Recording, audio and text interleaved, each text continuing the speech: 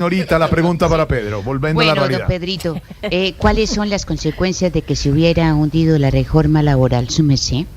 Pues mire, Ignorita, yo creo que el mensaje es que el gobierno se acabó, terminó el gobierno del presidente Petro con esto.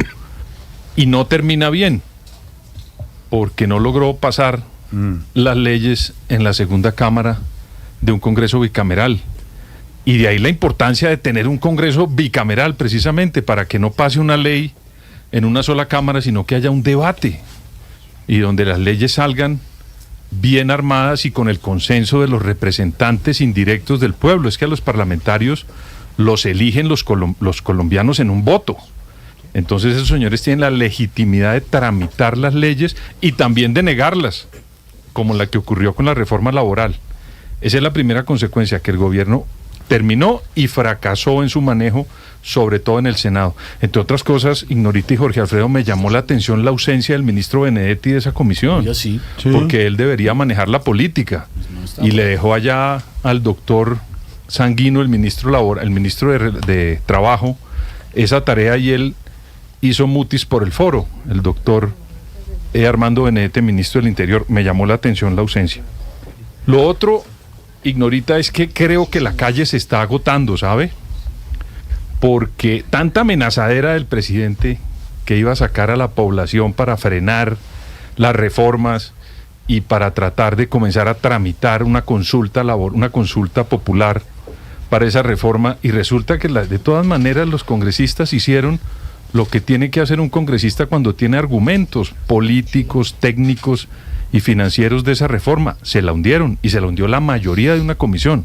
No solamente firmaron hundirla, sino que se la votaron, para que el presidente y su gobierno después no diga que solamente fue una firma de un proyecto, sino que en un trámite oficial le hundieron la reforma.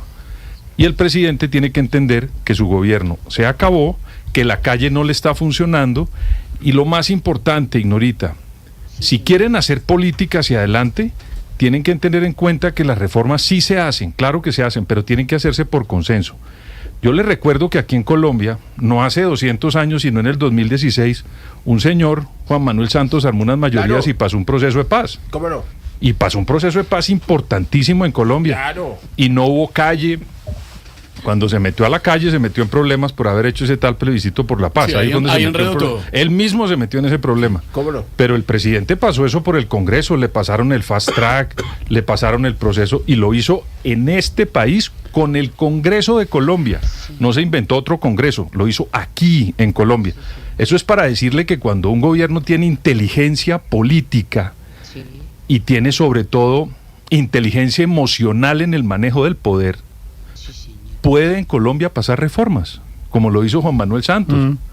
Entonces el presidente Petro no tuvo inteligencia emocional en el manejo del poder en el Parlamento, y por eso se le hundieron las reformas. Y uno no tiene que estar amenazando con hacer este tipo de acciones de consultas populares para sacar adelante una reforma que dentro de nuestra legalidad y dentro de la institución, el Congreso legítimamente se la hundió. Se la hundió. Ahí cerquita. Y salir a marchar en contra de